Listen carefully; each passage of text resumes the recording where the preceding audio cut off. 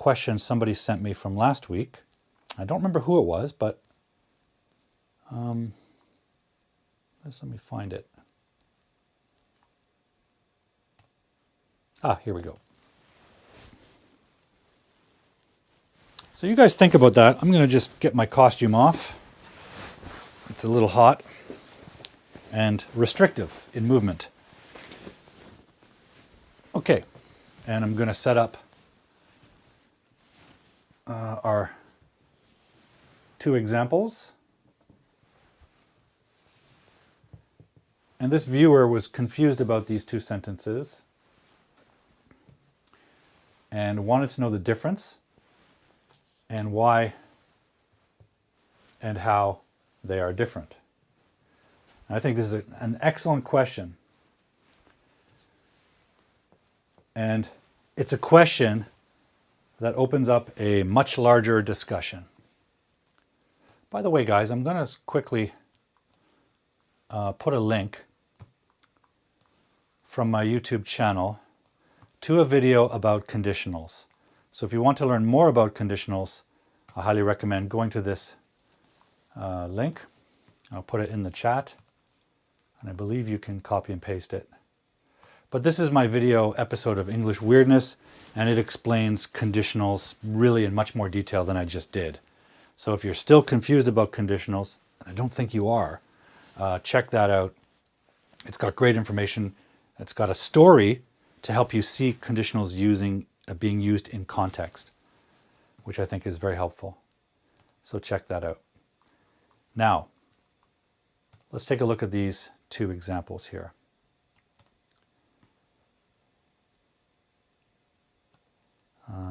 Where are we here? Okay. Now, we have two sentences here. I walk every day, and I walk the dog every day. And our friend wanted to know what's the difference and what's going on here. So what I'd like to do, guys, is start the way I always like to start, which is when we have sentences that we're not clear on, that we don't really understand the meaning or the differences, I always recommend break down the parts. Identify what's happening in the sentence, okay? So, as we know, every sentence needs a clause in it. It needs a subject and a verb. Both of these have subjects and verbs. In the first one, we have the subject I, we have the verb walk, and then we have the adverb of time, which tells us when or how often this happens. Okay, so every day is telling us information about walk. Okay, it's an adverb. And by the way, when you use the adverb form, it's two words. It's a phrase. It's an adverbial phrase. Every day. Every day, when it's one word, is the adjective form. So you might have a sentence like, this is my everyday pen, right? Pen is a noun, every day is an adjective. It's the pen I use every day. It's my everyday pen. So one word, compound word, is the adjective form, but we're looking at the adverb form. And it's telling us about walk. If you just said, I walk, somebody might say, oh, really? When? How often? Oh, every day. It's telling us about walk, okay? So those are the three parts of that sentence. Subject, verb, adverb. Pretty simple sentence. Let's look at the second one. Again, we have the same subject. We actually also have the same verb, walk. However, what comes next is an article, the definite article, which is really part of the noun here, dog. Dog is a noun. And if it comes after the verb in this case, it's really the object. Okay, it's the object. Over here again we have adverb, the same adverbial phrase that we have here. It's an adverb of time. So what's different about these two sentences? Right? This one has an object. Now, in fact, it's not an ordinary object, it's a direct object. Direct object. So what does that mean? Well, look at this one. The adverb is telling us about the verb. There's no object here. Okay? Here we have an object and we have an adverb. So the adverb is still telling us about walk, but now we have an object, and the object is a noun. So what's going on here? This is what's going on. In English, verbs fall into two categories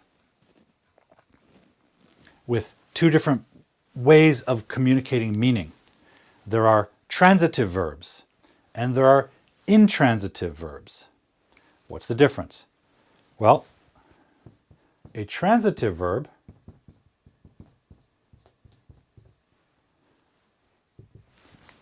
always has a direct object. It's subject, verb, direct object. Subject, verb, direct object. And how does it create meaning? What it does is it means the subject did an action and the action affects the direct object. Right? The action affects the direct object. Then we have intransitive verbs. I mean, look at the word here. Transitive. Trans. It transmits action.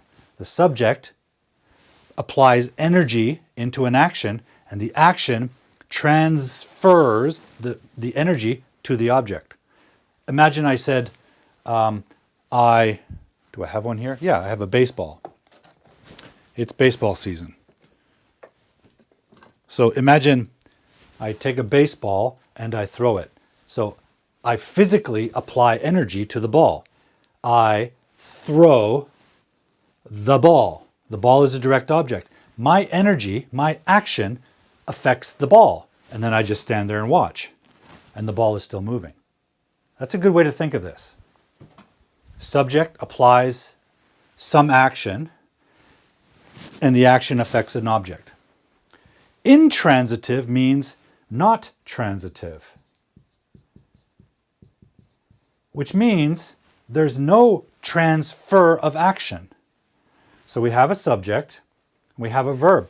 We do not need a direct object. In fact, we really can't have one, and here's why. In an intransitive meaning, the subject takes an action, but the verb does not affect an object. What does it affect? It affects the subject. Oh, sorry, you can't see that. Gosh, sorry guys. Okay, let me clear this too. Okay, transitive verb, subject takes an action, and the action affects the object. Paul throws the ball.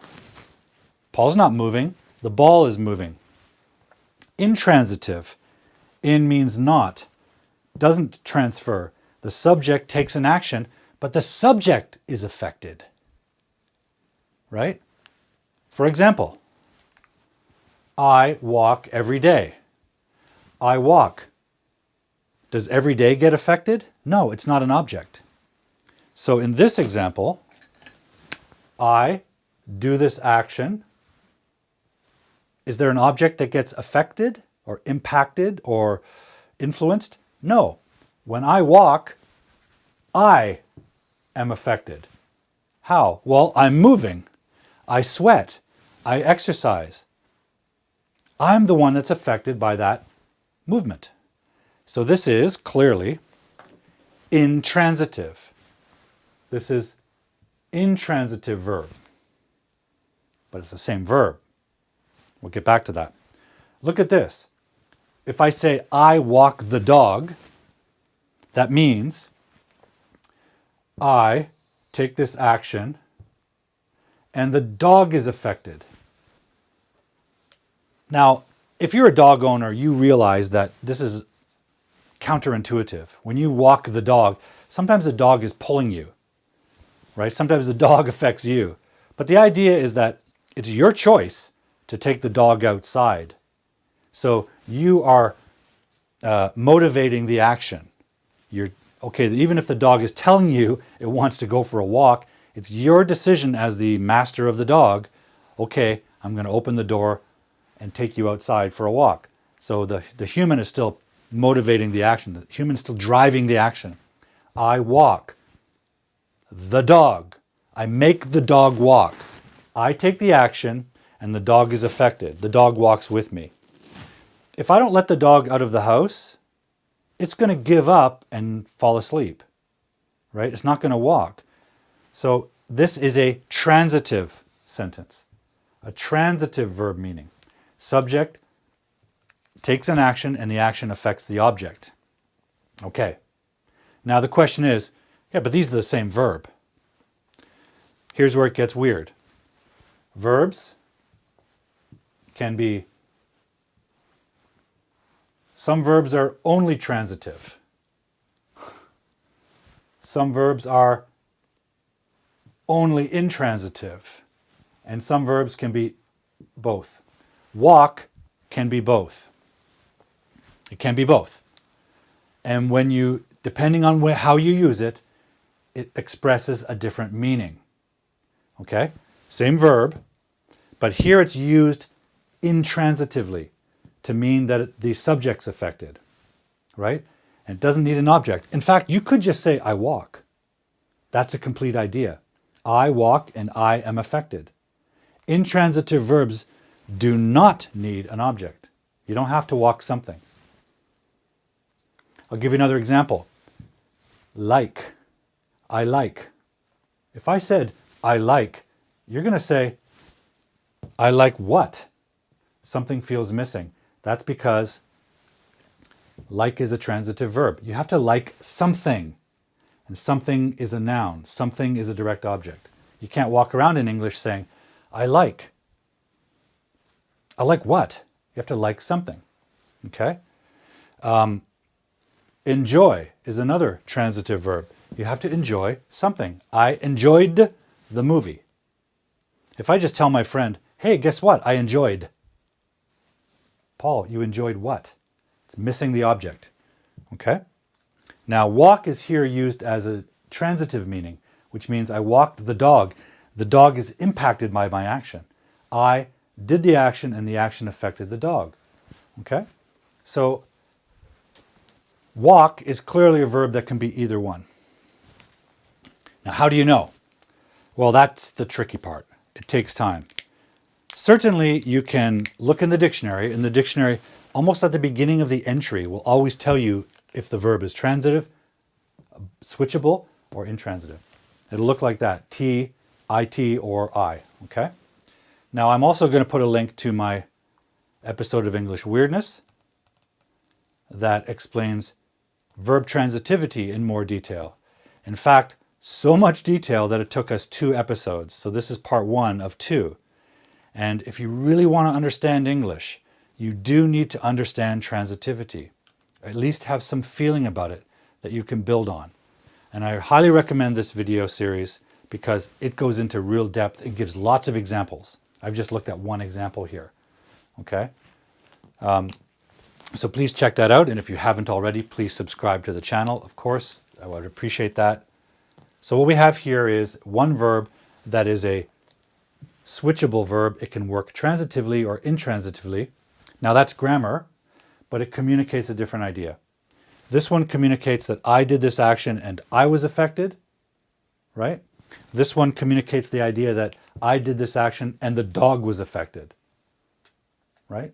Now, yes, I'm walking too, so maybe this isn't a great example, and maybe that's why it's confusing for our friend. But for example, if I said, right, the baseball example, I threw the ball, I threw, so my action affects the ball. Doesn't affect me because actually after I throw it, I'm just standing here doing nothing, right? I'm not affected. Maybe if I hit a window, the ball affects the window. So energy, like scientific energy, can affect other objects. In fact, you could have an indirect object, right? You can throw the ball to the window and the ball will affect the window. So you can go on and on like this. I want to say hello to our friend Tirath, great English teacher in Nepal. Thanks for joining the show, Tirath.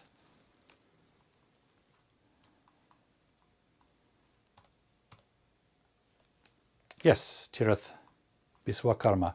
Tirith was actually my guest on the show maybe last year, Tirith. It'd be great to have you on the show again and catch up with what sort of projects you're up to and how teaching is going where you are.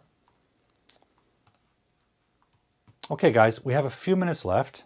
Again, I have to be careful with my time, but I'm going to clear the board. So if you have any questions, please write them in the chat box. Oh, we have Amos from Indonesia. Amos, I think this is the first time I've seen you on the show, so thank you for joining us. Okay, I'm going to quickly clear the board, guys.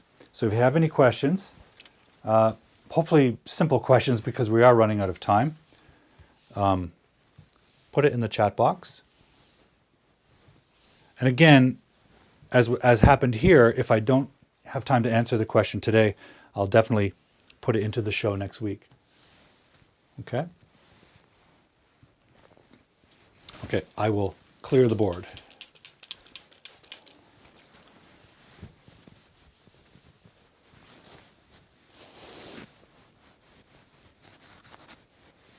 Any questions, guys? Now, this is a grammar show, so we like to focus on grammar topics, but, you know, feel free to ask me any question. You may know a lot about me already, but I'm happy to answer any questions you have.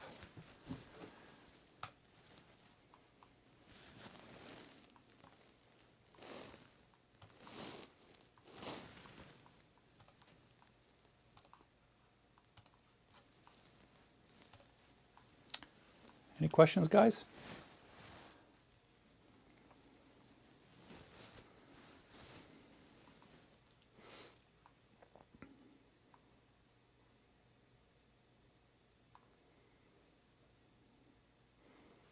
Thank you all for joining the show this evening. It's been great to meet you if you're new.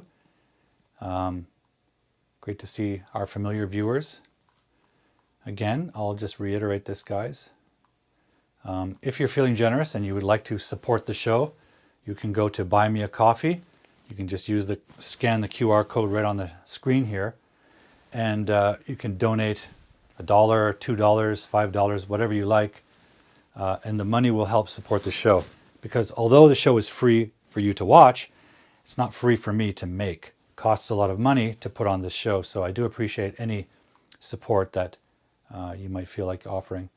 Or you can think about buying some of the products we offer.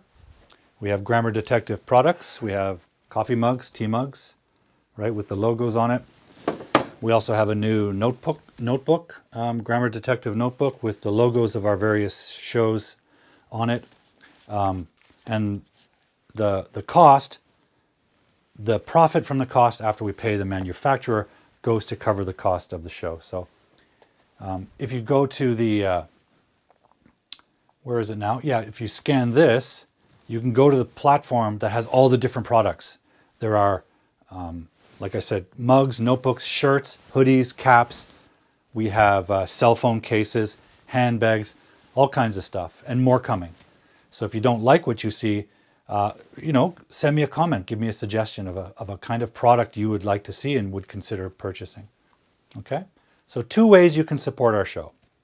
And whatever support you can offer, I always appreciate it.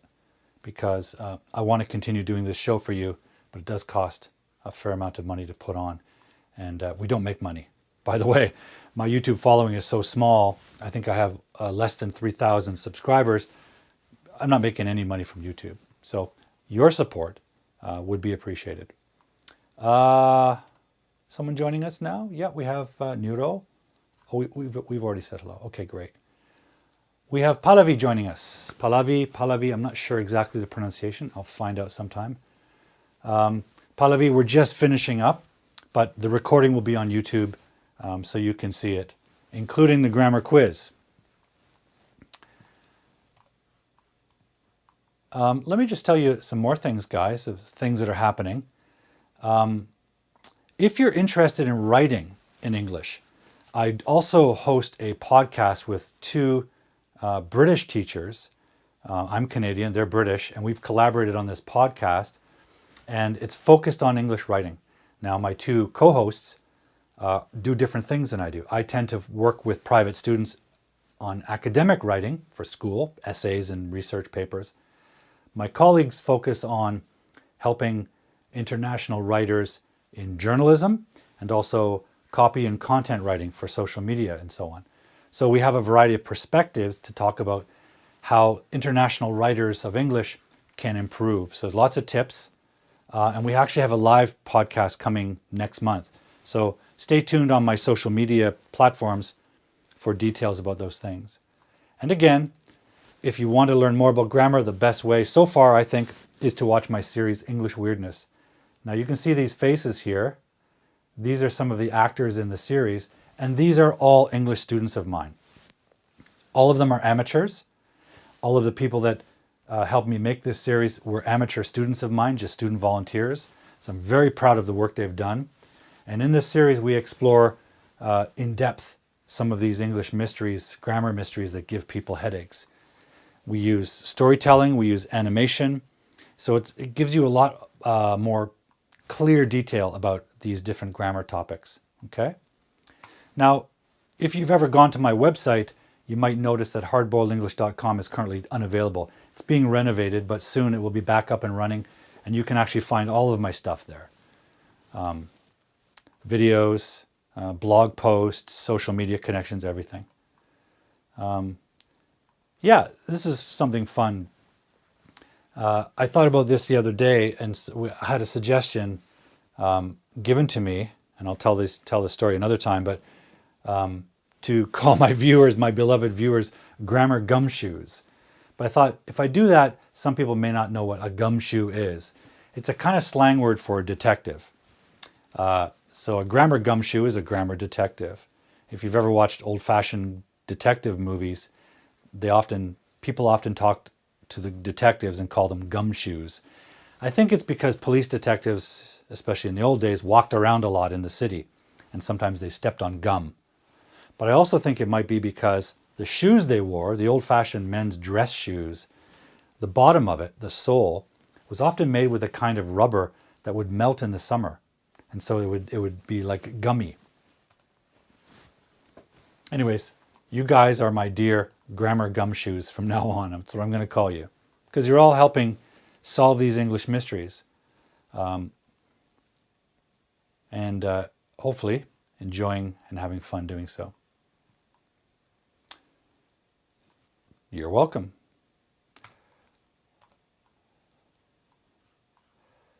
Does anybody have any comments or quick questions we can get to before we say goodnight? We have about 5 minutes left, so if I can't fully answer the question, I will do so next week, for sure. In the meantime, I'll say thank you as always for your participation. It looked good. Oh, don't go, teacher. Thank you. It's very sweet. But I have to go. As I mentioned last week, I recently had a pretty major knee surgery. My knee was rebuilt. And so I can walk now, but it hurts if I stand up for too long. So I've been standing for an hour, and that starts to hurt. So I really have to be careful with this. It will get better and we can do longer shows. Usually when I have a guest on, we spend more than an hour together. So we have time for questions and we have time to talk to our guest. And by the way, next week I'm going to be welcoming a guest on the show. She's an English instructor who works with students in Korea. So we're going to hear from her next week. And other guests are on the way too. Pallavi, again, Pallavi, please don't worry. The recording of this full show will be on the YouTube channel in the morning. And if you're watching on Facebook, I think Facebook loops the recording again too. Well, guys, I guess... Oh. Yeah, it will be. Facebook holds on to it and loops it back, so you can see that again. But what group are you referring to? Oh.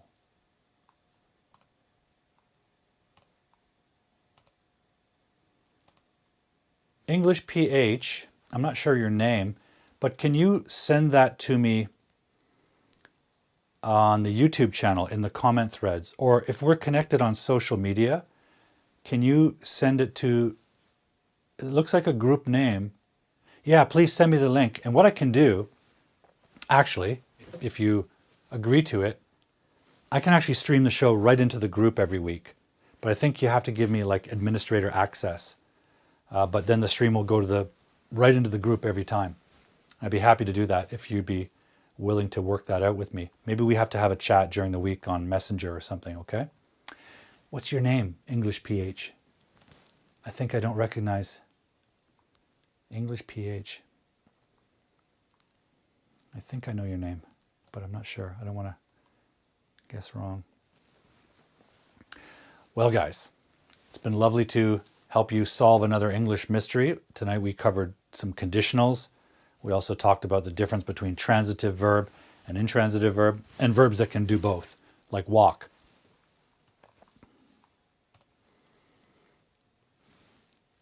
Thank you, Chris. It's always great show when you're participating, so I appreciate you coming. Thank you very much, Chris. And guys, thank you very much for joining me tonight. It's been wonderful helping you understand the mysteries of English grammar once more. It's always an honor and a pleasure for me to do this show every week. Okay, I'm going to have to get going. Oh.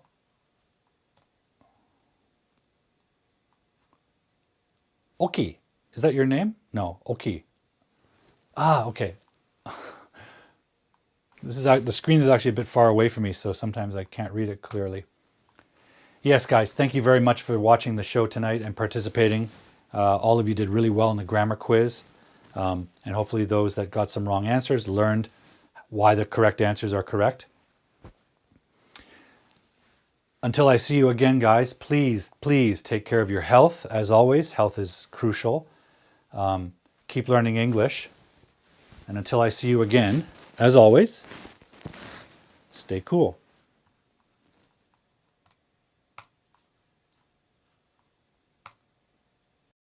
Thanks for watching tonight's show. If you have an English grammar question, an English mystery, contact me on social media and send me a video of you asking the question. I'll investigate it on a future show. And don't forget to subscribe to the channel and hit the bell button to get all the updates about videos and events. If you're feeling generous, you can also donate to the production costs of the show at Patreon or Buy Me a Coffee. Finally, until the next time I see you on Hard Boiled English Live, I want you to keep learning English. Stay healthy and stay cool.